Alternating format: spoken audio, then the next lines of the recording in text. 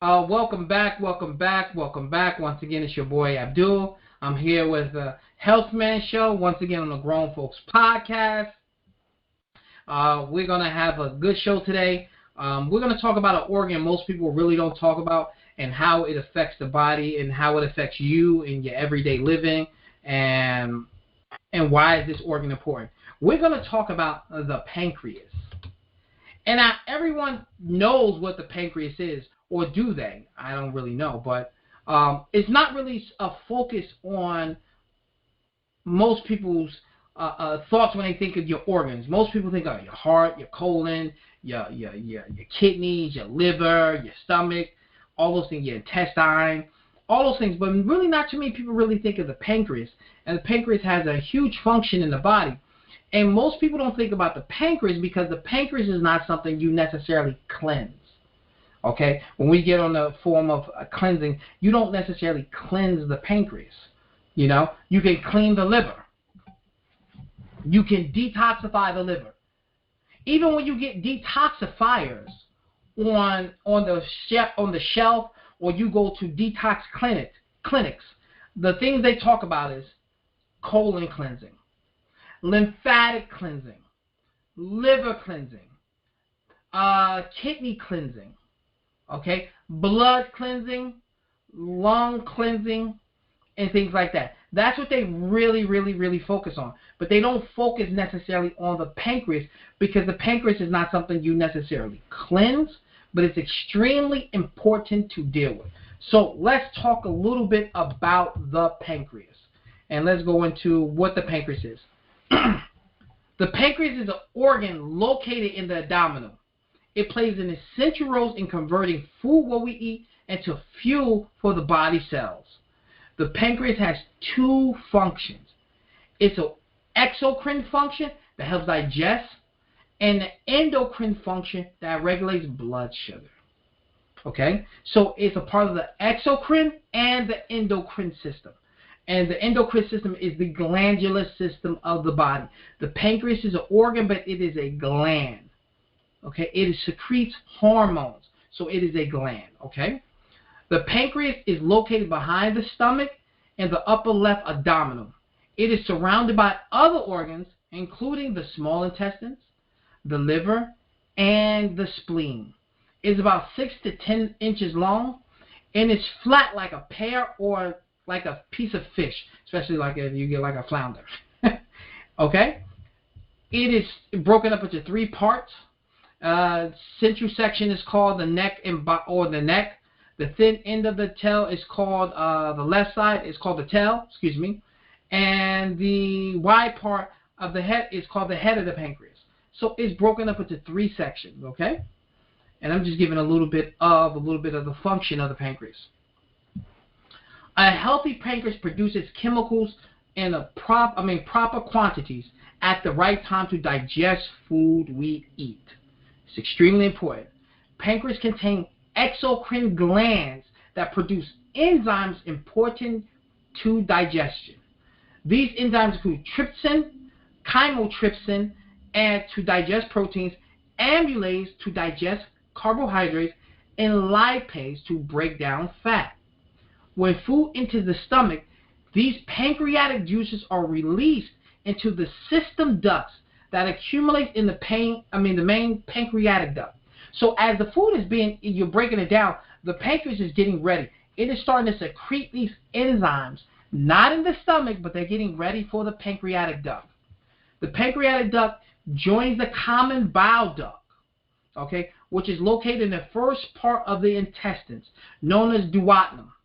Okay, the common bile duct originates in the liver and the gallbladder and produces important digestive juices called bile. We talked about this last week, and we're going to go on why is this important.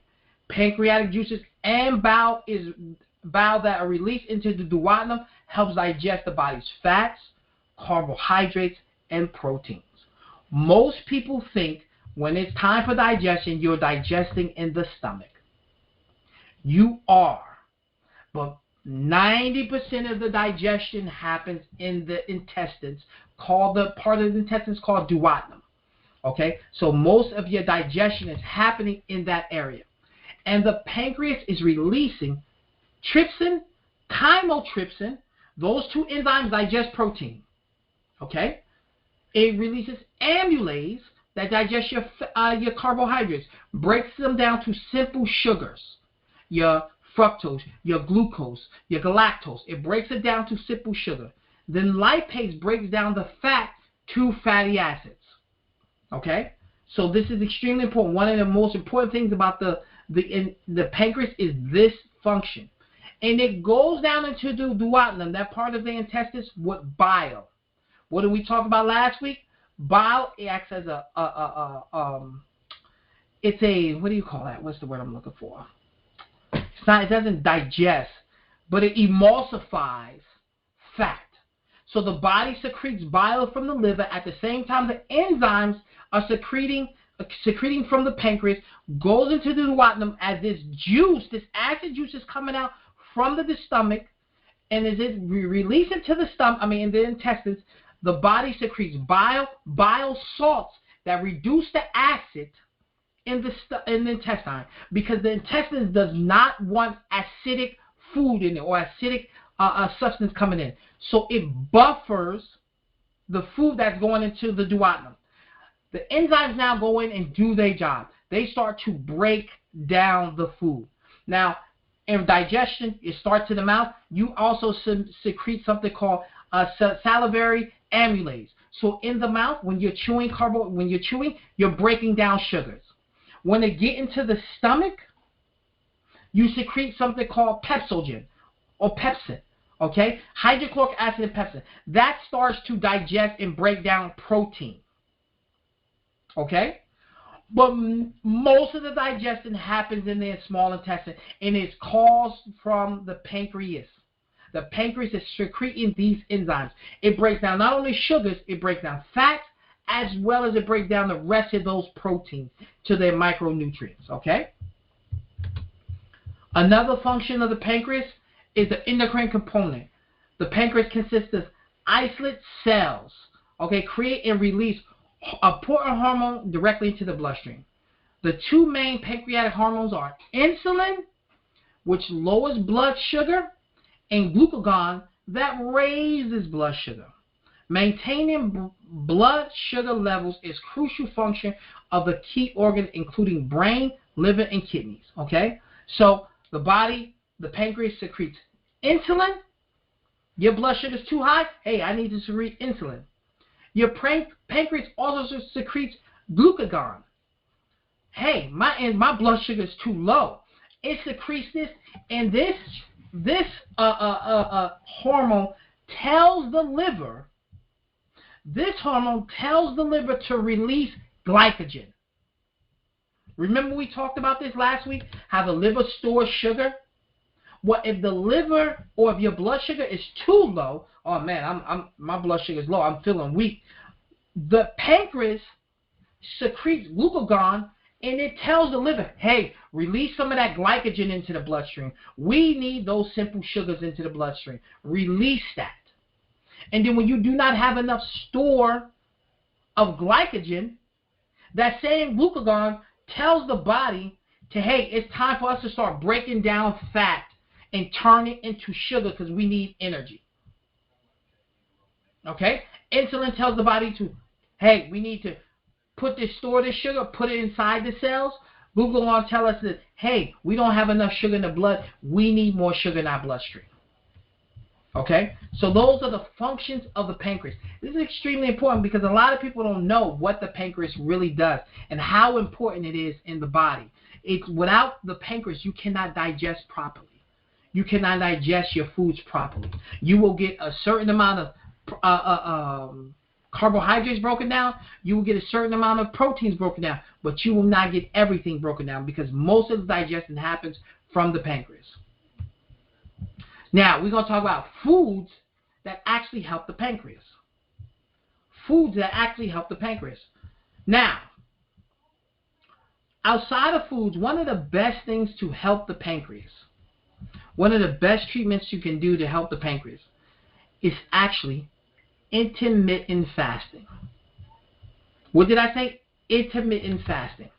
Now, why is that? it actually gives the pancreas a time to repair and heal.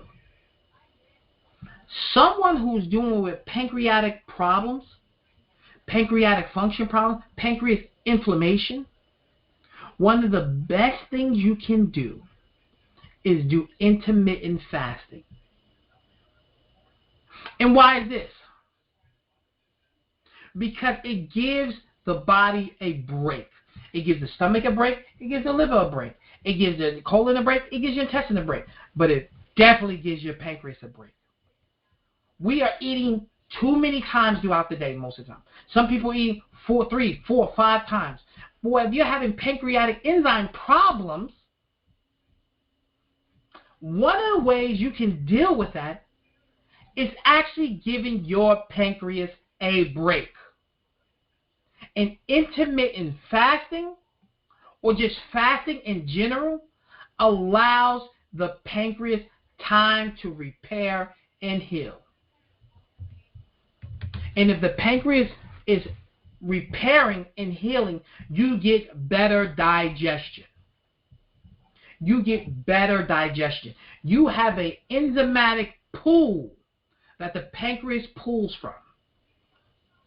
This enzymatic pool keeps getting recycled.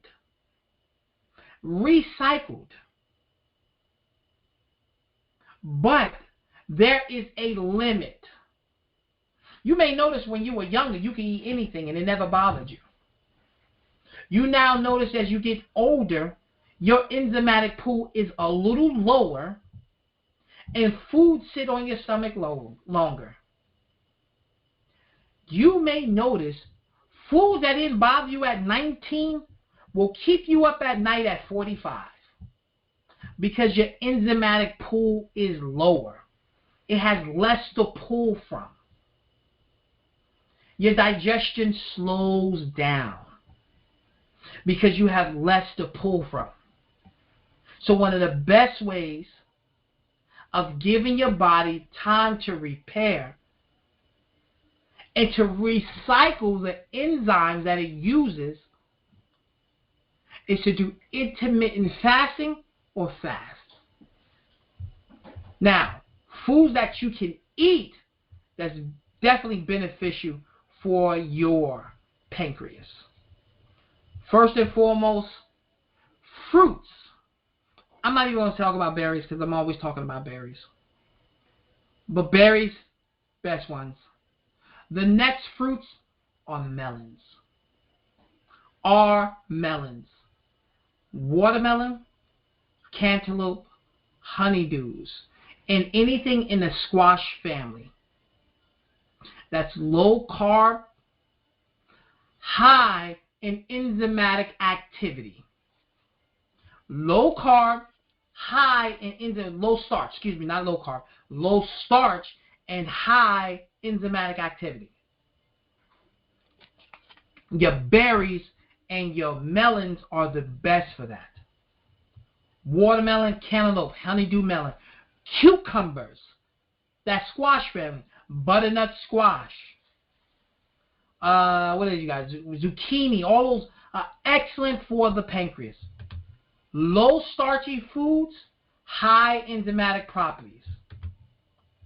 Vegetables, but specifically green leafy vegetables. Another great vegetable that's good, okra. String beans are good for your pancreas. Okra and string beans are excellent for your pancreas and your green leafy vegetables. Lentejas, what they call, lentils, beans,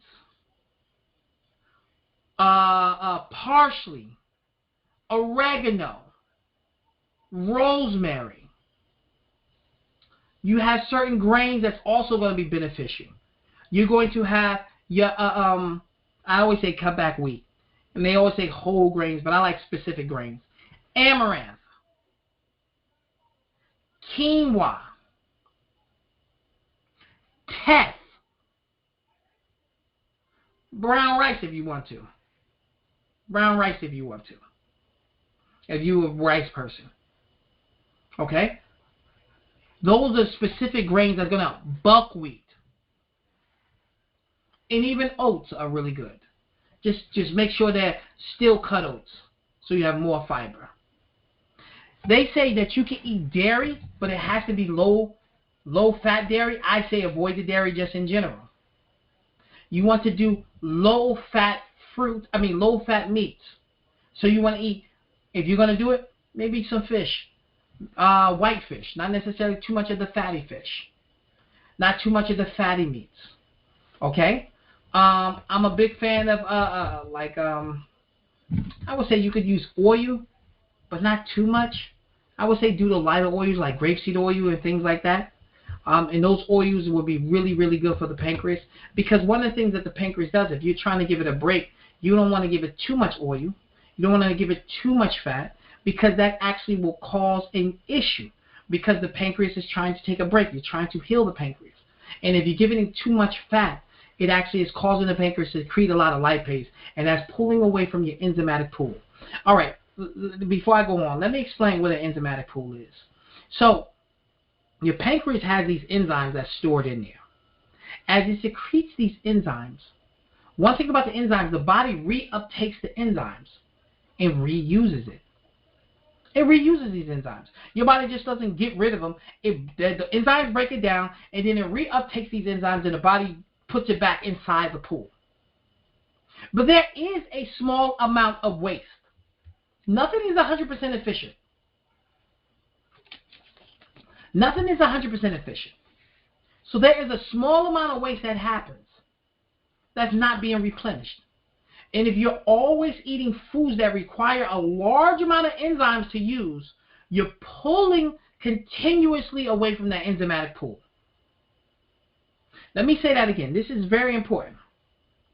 If you're eating foods that require a large amount of enzymes to digest,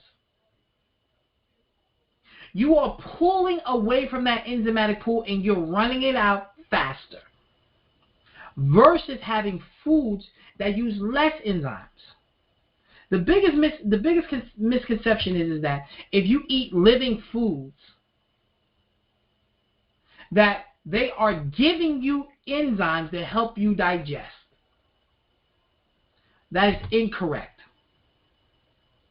They are giving you enzymes to tell the body that this is a living food and it needs less enzymes to use to digest. You are not replacing enzymes in the body by eating live foods. What you have done is use less of what you need to pull from. Much less. Because the living foods require less digestion. It's easier to break down. It has certain enzymes in there already. Not necessarily digestive enzymes, but those enzymes are broken down, and those components can become a part of your enzymatic pool. You can actually give your body the building blocks for its own enzymatic pool. But it does not help you digest. It just allows you to use less of what you need. So you're pulling less from your enzymatic pool. Versus sitting down and eating a burger. If you're eating watermelon, man, it takes nothing to digest. Your body's like, oh, I'm satisfied, I'm full, but in a little while it's going to be gone. It's light, low in calories, enzymatically rich, easy to digest. Now do the same thing with a burger. Burgers are high in fat, high in carbs, dead food, takes longer to digest, pulls more from your enzymatic pool. You pull more from your enzymatic pool, you exhaust your pancreas over time. It exhausts your pancreas.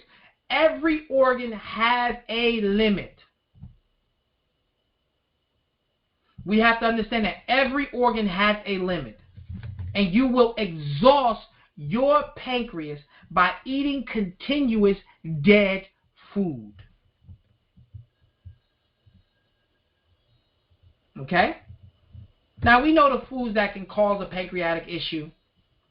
You know, we could say your fatty foods, your processed foods, your too many starches, too much sugar, refined carbohydrates. All the usual culprits are the same thing that would negatively affect your pancreas. So I don't need to go through everything that will negatively affect your pancreas, but we kind of know what it is, because when you eat them, they sit there.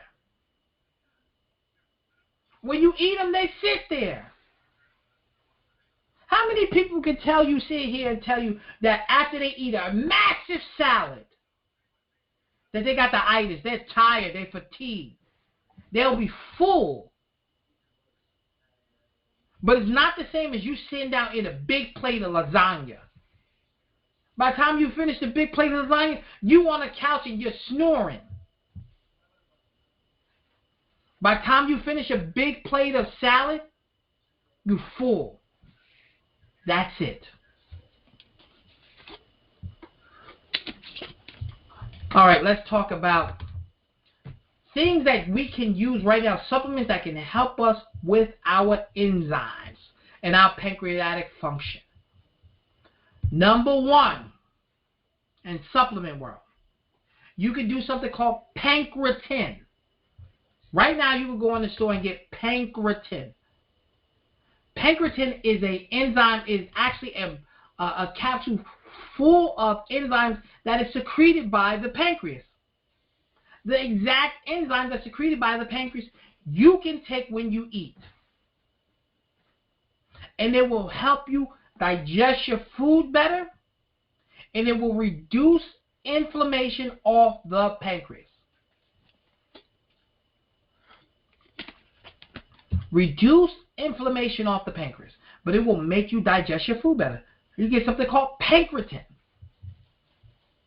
Another good thing you could use right now that will help save and relieve your pancreas is not only pancreatin. You can buy digestive enzymes. You probably heard of papaya enzymes and other companies out there that make digestive enzymes. Now, what makes digestive enzymes different from pancreatin? Oh, I do. They both digest fat, protein, and carbohydrates. Digestive enzymes that come from plant sources or bacteria sources work in different pHs. Pancreatin specifically works in the intestines. It works in the intestines. Digestive enzymes, depending on the brand and the company, works in the stomach and the intestines. They can work in multiple pHs. Now, why is this important? Why is digestive enzymes important? Because it saves your pancreas. It saves its own enzymes in the pancreas. Because now, when it gets to the pancreas, the food is almost halfway digested. And it becomes a part of the enzymatic pool, because these are actual enzymes for digestion. It becomes part of the enzymatic pool because it is enzymes for digestion. It's not the same as the enzymes you get in your food, but it becomes a part of that because it is enzymes that have to improve digestion. You have amylases, you have proteases, and you have lipases that you can buy right now that will save your pancreas from overworking. And those are enzymes, digestive enzymes. Another good vitamin that is extremely effective is vitamin A. Vitamin A helps deal with pancreatic function. Vitamin A helps deal with people who deal with chronic pancreatitis, inflammation of the pancreas. Vitamin A is real good for your immune system and everything else, and we know how effective it is for dealing with vitamin A is really effective for dealing with your lung issues and things like that. Vitamin D, very effective for also helping the pancreas. Not just for digestion, not really for digestion. Vitamin A keeps the pancreas healthy in general. Vitamin D is extremely effective for dealing with the endocrine part of the pancreas. 90% of the pancreas is exocrine. It's all about digestion. 10% deals with the blood sugar. Only 10% deals with the blood sugar. But that insulin and glucagon is very important. Vitamin D has been shown to reduce the inflammation of the beta cells on the pancreas. Why is that important? Because diabetes, one of the main markers of diabetes is inflammation of the beta cells of the pancreas. And vitamin D naturally reduces that. So vitamin D is excellent for pancreatic health. And vitamin D wards off pancreatic cancer. One of the worst cancers you can have. Because by the time you start feeling the effects of it, you're already in stage 4. It ain't like lung cancer and you're coughing and you may have problems with breathing.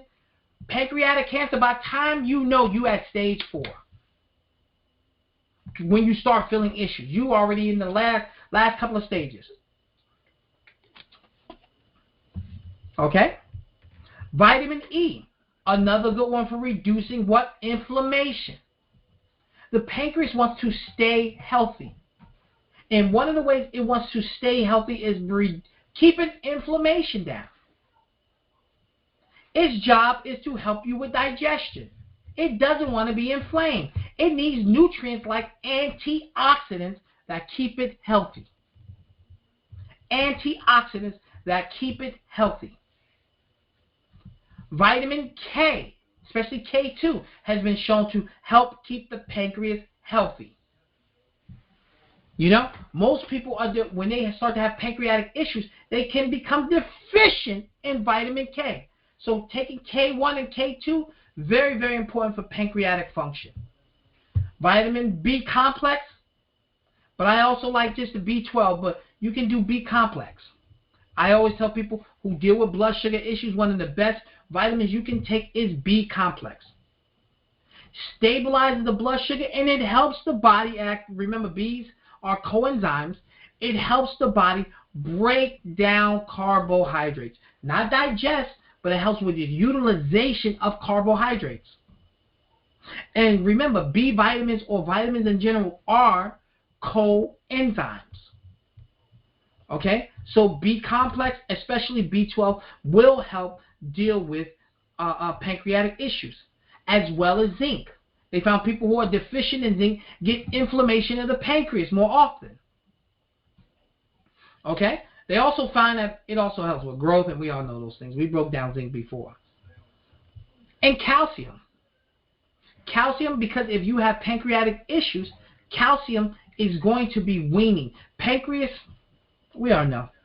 If you're not digesting properly and you have pancreatic issues, then you're going to have problems with absorbing nutrition. And calcium helps with that. Calcium and magnesium is very effective for keeping the pancreas healthy. Okay? And they also say probiotics can also assist you, but it's different. It doesn't work in the way we think it works. It has to do with more with giving the body, it gives you your natural vitamin K. It also has been shown to help reduce inflammation. It's also been shown to help improve digestion. So probiotics can be very, very, very effective for dealing with pancreatic issues. Okay? Now we're going to talk about some herbs that help with pancreas. And then we're going to talk about a little other things about it. I learned something too. Herbs that can help you with your pancreas. Golden seal. Golden seal. Golden seal is one of the best herbs to deal with your pancreas.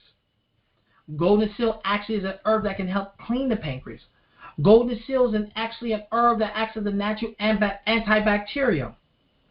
Golden seal has, and I always like to say this, the pancreas and the liver like bitters. It's bitter to the tongue, and golden seal is rich in naturally occurring berberine. Remember we talked about berberine? We talked about berberine many times, or how berberine has an antimicrobial effect, but they call it the natural Ozempic. It helps people lose weight. It lowers your blood sugar, and it cools off the pancreas. You know, in Chinese medicine and Ayurvedic medicine, you have heat. You know, you have too much heat in the body. Eating too much sugar, you can develop heat. Well, bitters are actually cooling.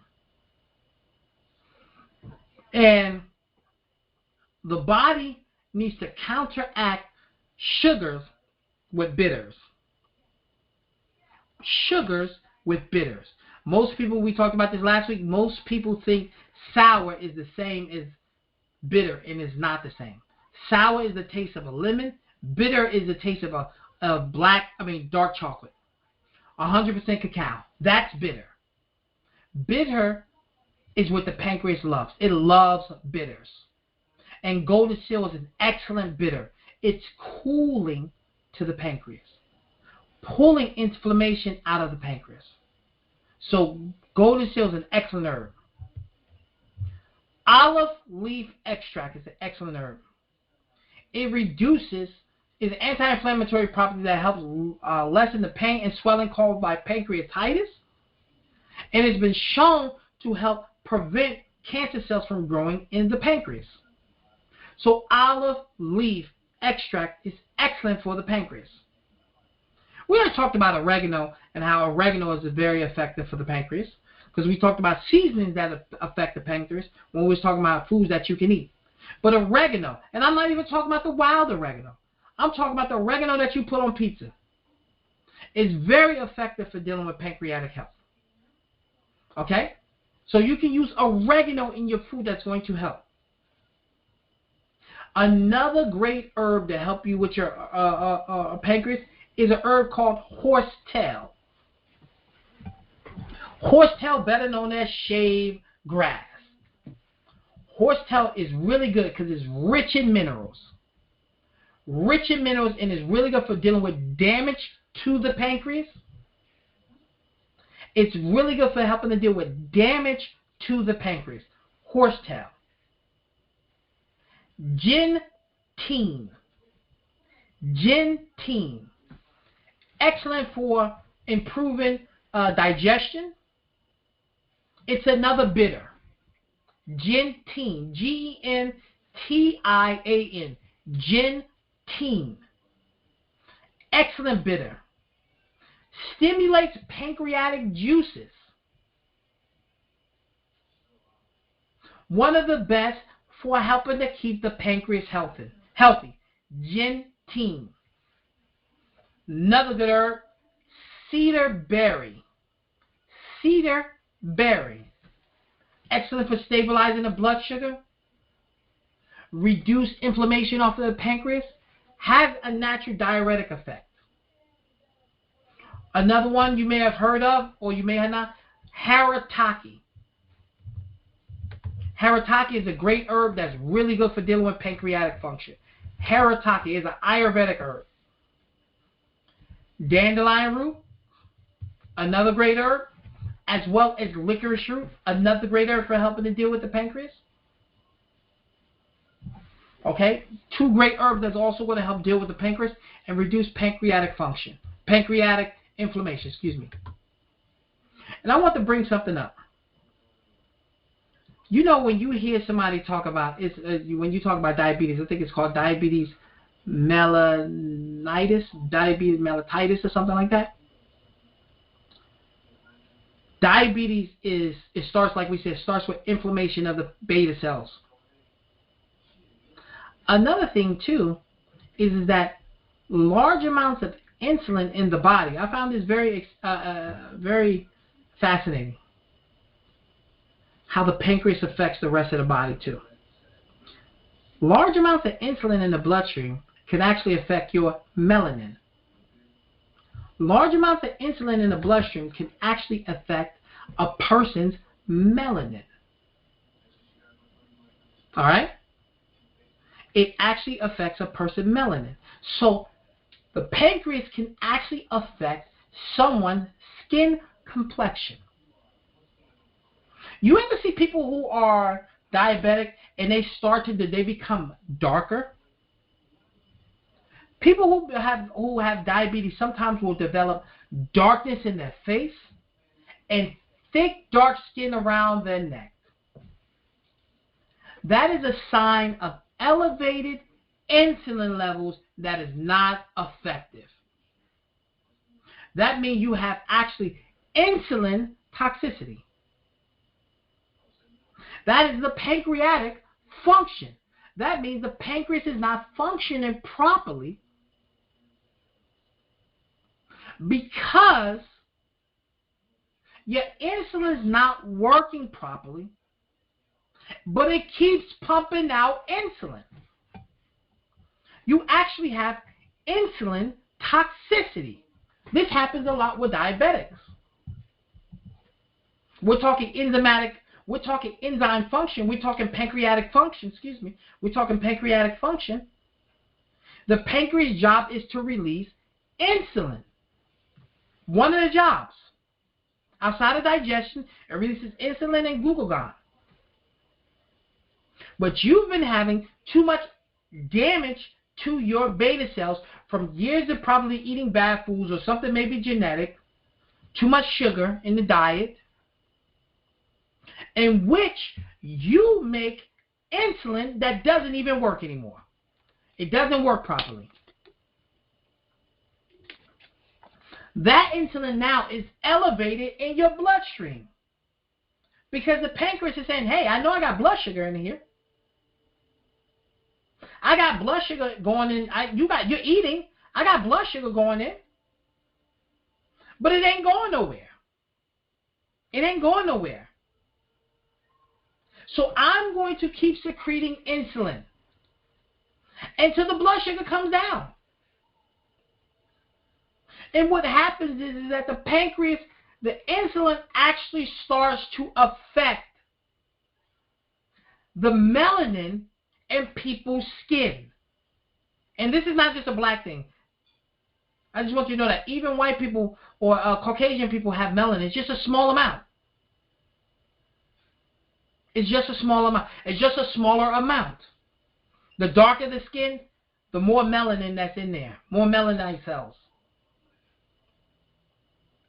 But insulin, the pancreas can actually have an effect on melanin by causing the complexion of someone to not work properly. To become darker.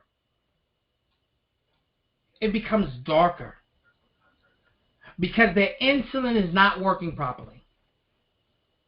And these herbs can make you more insulin sensitive. Another great mineral that will help the pancreas is chromium picolinate. Chromium picolinate, or GTF chromium, glucose tolerance factor chromium. Why is this mineral very effective for your pancreas? Because if you're deficient in these minerals, your insulin doesn't work as effectively. And these minerals make you what? More insulin sensitive. So your pancreas is saying, hey, this blood sugar's not working. This insulin's not working. I'm pumping this out, and your blood sugar's not going down. Something is going wrong. It's not opening up the key to, it's not opening up the key is not opening up to this lock. Insulin is the key to the cell. But the lock is still closed. So when you ingest chromium, it helps make the insulin, it's like putting a master key on top of the insulin. Hey, I'm going to open up this door. I'm going to help you open up this door.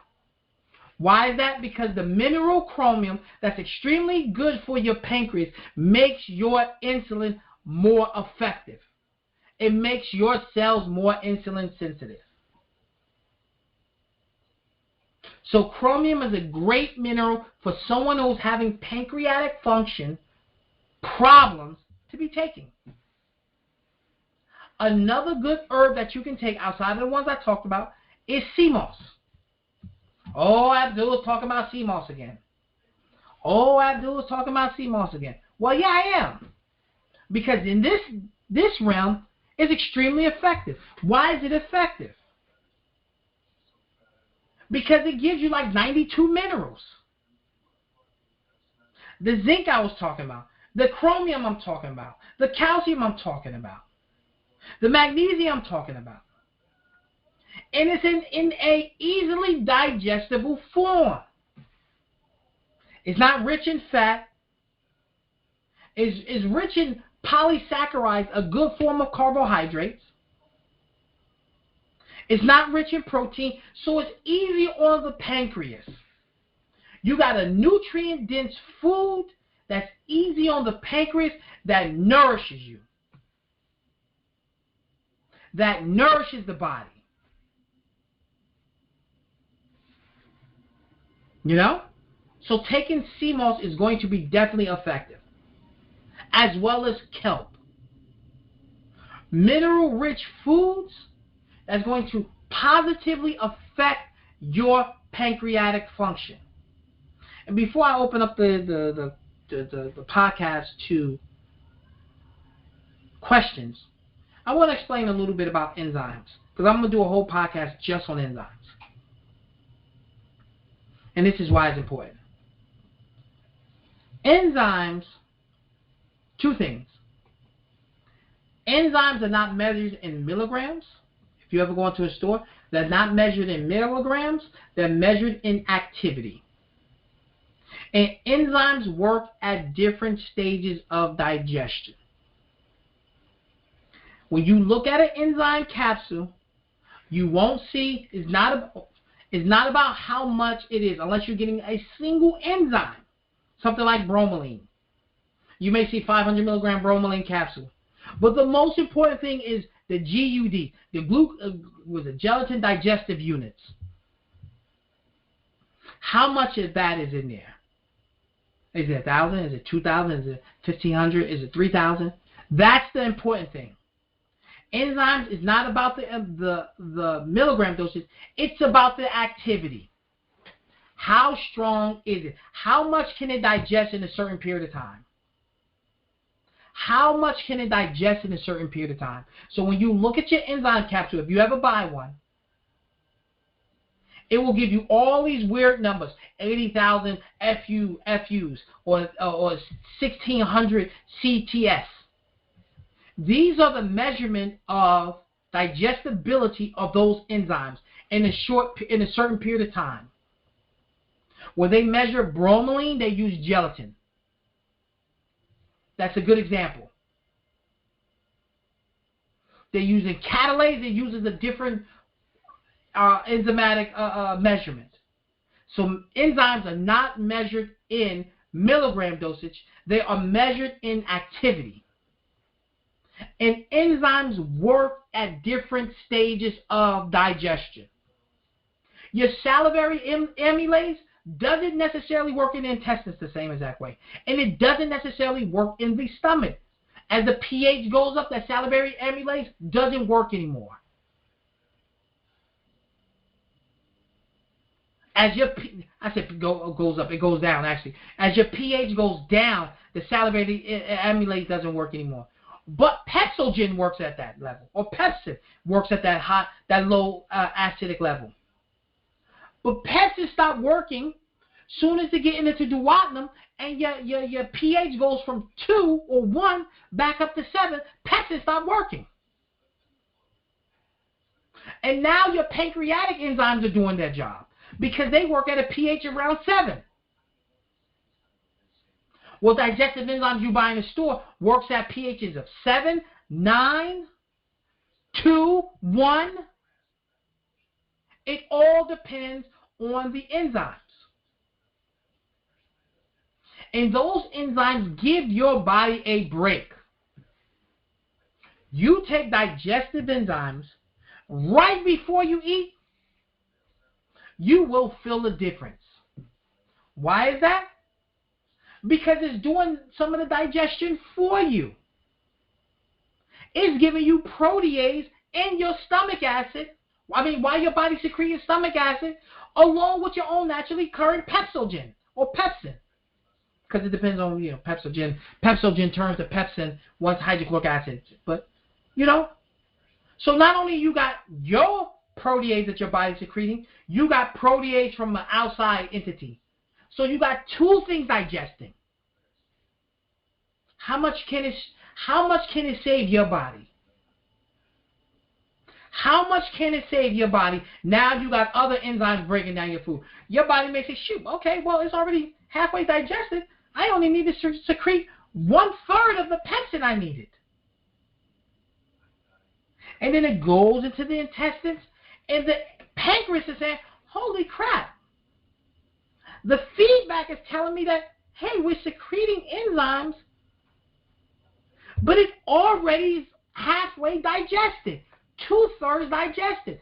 I can spare myself. I can save myself the trouble of trying to digest all this food because most of it has been done for me. I can give myself a break. I can chill out.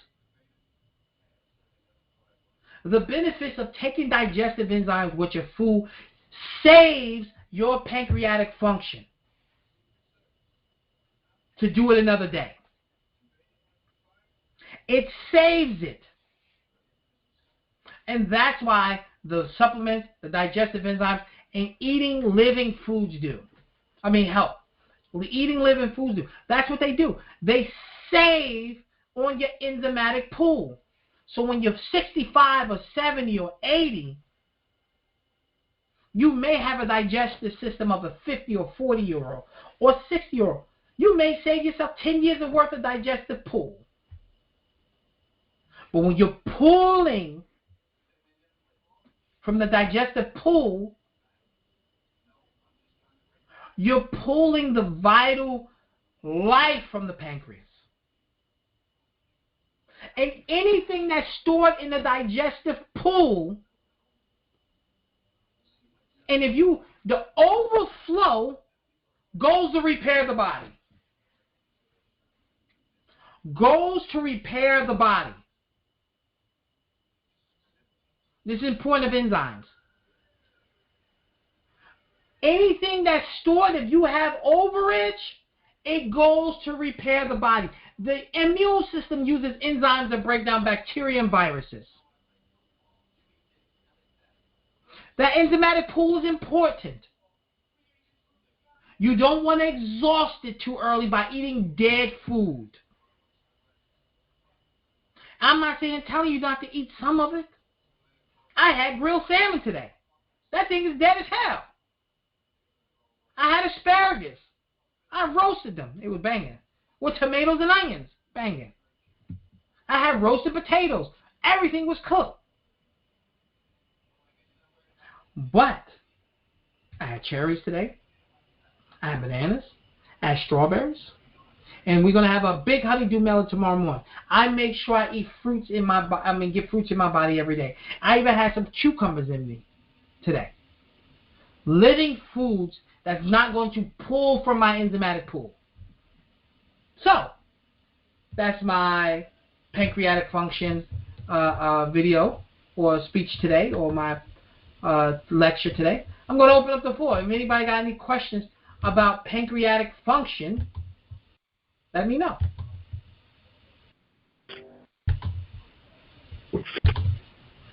Anybody got any questions before we shut it down? Most people don't even talk about the pancreas unless you're diabetic. And the only thing you worry about is your insulin. That's the only thing most people worry about. Unless you're diabetic, the only thing most people talk about is your insulin. And unless you're burning up, like you have acid reflux, nobody really understands the importance of enzymes until they have a problem. Go ahead. Anybody got any questions? Great show, Health Man. Oh, we can just, keep going. For that, Bill. Okay. Time is up. Yes, for that, Bill. I will tell you. Maria, how are you? Somebody say something? For that, Bill, can you hear me? Okay, now I can hear you. Okay. Yeah, I just wanted to make mention of this, and you can just clear it up for me if it's not true. But I know that people that have that excessive weight in the abdominal area, And I've seen it with a few people that developed diabetes because the beta cell was the job that is supposed to be, happening and is supposed to take place in the area. It was a problem there because of excessive weight, and so they needed to lose weight. So when you spoke about chromium picolinate, chromium helping people with diabetes or having issues with, the pancreas. Yeah, I was just wondering, was, the excessive weight in that area that's a problem? Oh, definitely. You're talking about, they call it metabolic, what is it called? Metabolic something. It's like a metabolic function problem. I forgot what they call it, but it's metabolic syndrome. That's what it's called, metabolic syndrome. So, when you gain the weight around the stomach and all that stuff, you exhausted the liver. You usually have those people usually have a fatty liver and an inflamed prostate. I'm not inflamed pancreas. Now, like I said, an inflamed pancreas is not to the point of pancreatitis. Not to the point of pancreatitis, but it's going to cause them to have more insulin problems. And in that instance, insulin is anabolic hormone. It builds up.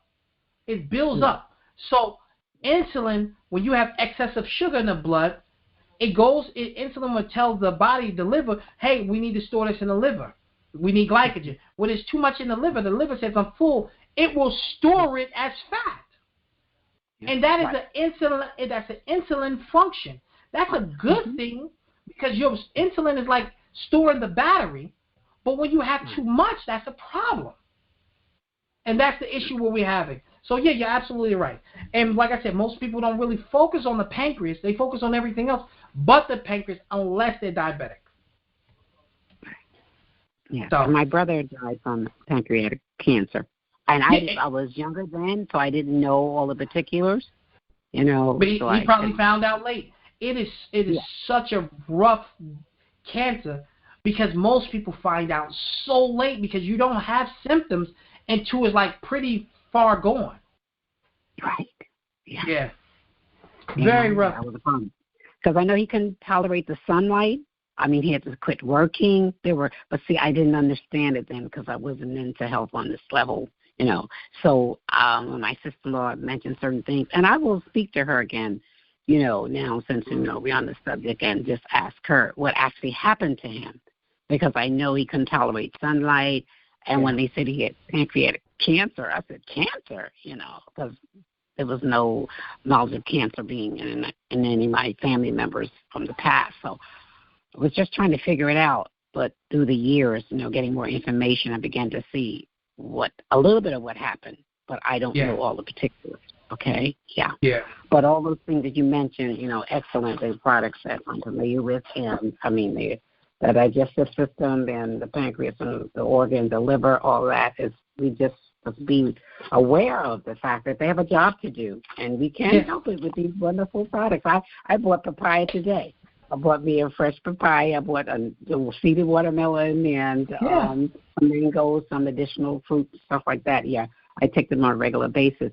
I think one time when I had a reading done, could have been like maybe 40 years ago, and this one woman that did the reading, she had little stones and crystal objects or whatever, and when she did my reading, she said, you have a sweet tooth. And I said, yes, there are times I do. I want some sweet. I desire it. When she did her reading, she said, look, she told me to get the chromium picolinate or piconate, yes. And she said that's going to help, to quiet down the desire for, the sweets. And it really did. And I lost a few pounds. I didn't really need to, but it did help the balance. And it helped with energy. That chromium is excellent. So yeah. I always say that the counterbalance to the sugar is the bitter, but most people don't want to do bitter, and it's but the pancreas and the liver loves bitter. The pancreas and the liver loves bitter. Absolutely, yes. And you talk of the golden field and all those other bitters, yes. And I had bought bitters that was already prepared. You know what I'm saying? I understand exactly what you're saying. Yep. A good combination, and bitter melon. Remember? Bitter melon, I mean, it's a vegetable, all things like that.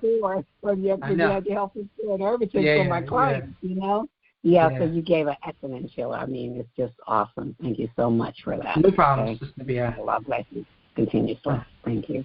All right, no problem. Anybody else before we shut down? Yes, brother. Sanford Williams here. Yes. How does one ever know signs or symbols or anything, symptoms rather, for their blood work, or is there anything at all Yeah. to get one the hint of it? Yeah, just go you get blood work. When you get a doctor's appointment, get blood work. And that can read up on it. A lot of times people don't know. They don't. A lot of us don't go to the doctor enough to really get, to stay on top of things, and that is blood work. And you can ask your doctor, hey, I just want to give them, how do you check for my pancreas to make sure I don't have pancreatic cancer and all. But they'll check for your blood work. They'll check your blood work, and they can find out.